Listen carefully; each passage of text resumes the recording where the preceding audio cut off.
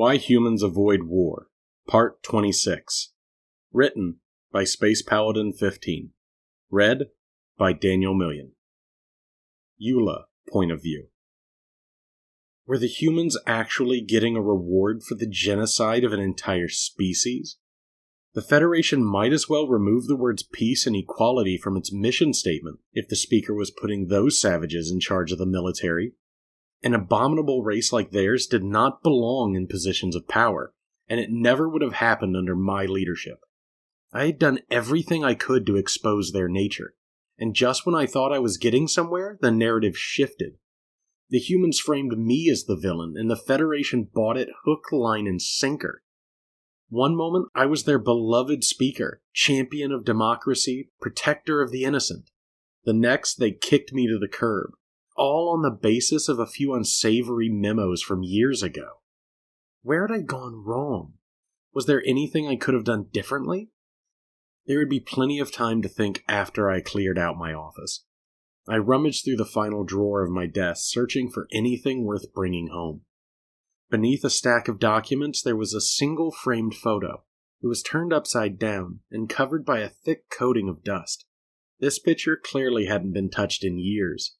Curiosity sparked in my chest, and I flipped it over. A younger version of myself was standing side by side with Ambassador Johnson, holding a document.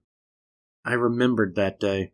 We had been at the signing of a war crimes treaty, which the humans sponsored. They said they wanted to mitigate suffering, and they had seemed so genuine in their commitment to peace. At the time, I wanted to be just like them. A growl rumbled in my chest, and I hurled the picture to the floor.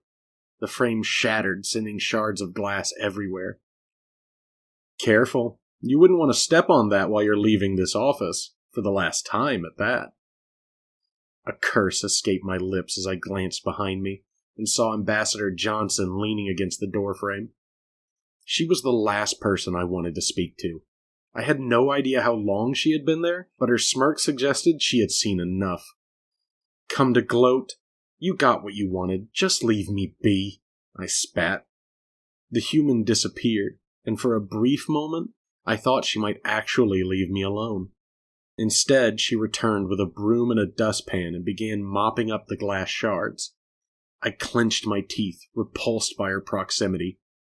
You and your filthy species ruined everything. My life, my government, my job. It's not that bad. Lots of positions out there to fill, she chirped. You know, I heard they're hiring at Galaxy Mart. I could see it. You in a nice green vest stocking shelves? The look would really suit you. Oh, fuck off! Get out of here! I screeched. Ambassador Johnson snickered, and then at last departed from my office. I picked my box up off the floor and looked around the room a final time. This was supposed to be my life, but somehow it had been taken away. It didn't matter, though. I would earn back the fickle citizens' support by spreading the truth about the humans to anyone who would listen. Maybe I could make a blog, or float around as a guest on talk shows, whatever it took to get the message across. There was a knock on the door and my skin prickled with annoyance. That was a human gesture to request entry, which meant Ambassador Johnson had come back. Wonderful. Stupid human, you've had enough fun. I'm on my way now, I muttered. A male voice, cold as ice, answered back. I'm not human, and you're not going anywhere. Something smooth and metallic pressed into the back of my neck, which felt like a gun. Fear surged through my body as it dawned on me what was happening. The humans had sent an assassin after me, hadn't they? I couldn't say I was surprised, but I couldn't fathom why he didn't just pull the trigger. I turned to face my assailant with slow, non-threatening movements. To my surprise, he was telling the truth. He wasn't human. I didn't recognize his species either. There were no flat-nosed, purple-skinned bipeds on the Federation's registry to the best of my knowledge. Who are you? I stammered. The strange man nodded towards my desk chair. Why don't you take a seat? I inched back, following his instructions. We should talk about this. Whatever the humans paid you, I can give you more, double even. The humans have nothing to do with this. I'm here because everything I've ever known, everyone I've ever cared about is gone. You have no idea what true pain is. Look, if you're depressed, there are ways to get help. You don't have to hurt me. You don't have to hurt anyone, okay? That's where you're wrong.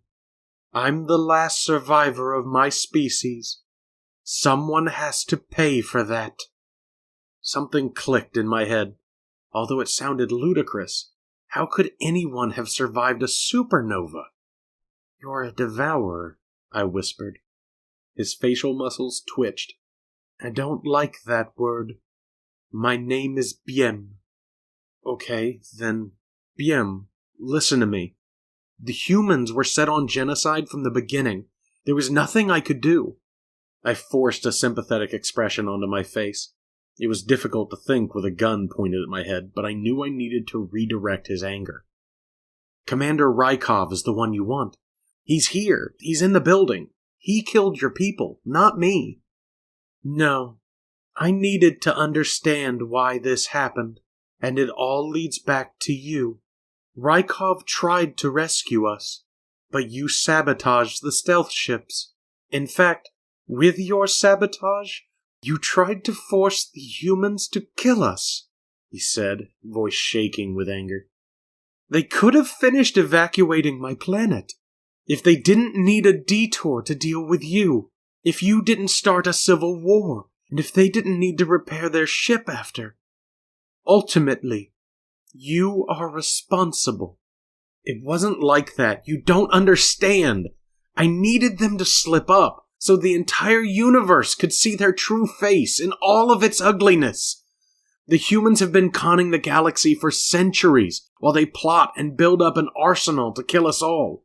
It was a calculated risk to save the Federation from an evil you can't fathom. A calculated risk. Is a planetary extinction event some minor sacrifice to you? You are the evil one. You don't deserve the nitrogen you breathe. Say goodbye to your miserable existence. It seemed that talking Biem down was out of the question. The devourer had a crazed look on his face. His veins were about ready to pop out of his neck.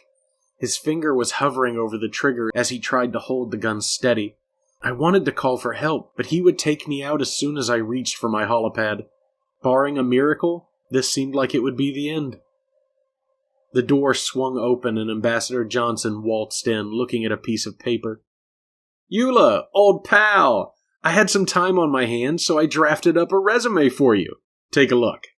The human glanced up and color drained from her face as she spotted the gun. I wasn't sure whether to beg her for help or talk Biem into shooting her instead. Leave, now. This has nothing to do with you, he hissed. Johnson raised her hands in a placating gesture. I've read about you in the mission reports. Biem, right? Put down the gun. You don't want to do this. Yes, I do. I want this vermin dead. A tear rolled down his cheek and he quickly wiped it away. I tried to save my people, and I failed.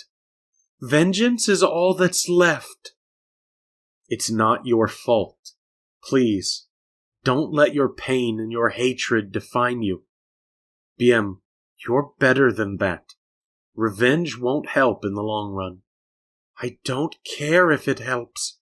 Why should she live when millions will never see another day because of her?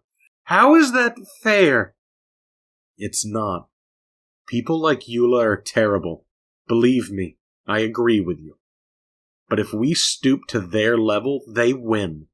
And I'm too petty to let them win. That's where we differ, human. I'm more than happy to let Eula have her victory. The devourer checked the sights a final time, grinning at me. Biem was about to dampen the trigger when Ambassador Johnson lunged at him, grabbing his dominant arm. She tugged it down as the gun went off, blasting a hole in the floor. The duo tumbled to the ground, wrestling for control of the firearm. My mind was reeling as I stared at the skirmish. Why was Ambassador Johnson trying to help? This was her chance to get rid of me without any blood on the hands of the Terran government. Humans were supposed to enjoy carnage anyways. There was no reason for her to put herself in the line of fire for a sworn enemy. Ambassador Johnson twisted at the wrist, trying to loosen his grip on the gun. BM reached out with his free arm and picked up a stray shard of glass from the floor. With a swift motion, he jabbed it into her thigh. The human yelped in pain, and her lapse in concentration allowed the devourer to break free. He shrugged off her grasp and began crawling away. The thought occurred to me to run or to join the fray, but I was paralyzed. Something in my brain had shut off, and I couldn't flip it back on. BM struggled to his feet, using the desk for support. He leveled the gun at Ambassador Johnson, who was nursing her wounded leg. Crimson blood had soaked through her navy blue pants, turning them purple. I didn't know much about human anatomy, but she must have been hit in some sort of blood vessel. "Stay down. I don't want to hurt you," he pleaded. The gun swiveled back towards me, and I steeled myself for the inevitable. There was no sense in begging for forgiveness from either of them, because I wasn't sorry. Sure, my methods hadn't been perfect, but I was the only one brave enough to stand up against those human wretches, to make sacrifices for the well-being of the Federation. There was a sharp, searing pain in my forehead. I crumpled in my seat, watching as the world became fuzzy. It was all so grainy and out of focus. I was dimly aware in the recesses of my consciousness of BM running from the scene of the crime. My ears registered the words of Ambassador Johnson, calling for help on her holopad, but I was too far gone to process anything but the cold sensation washing over my body. Nothingness overtook my senses, and I sank into the arms of the void.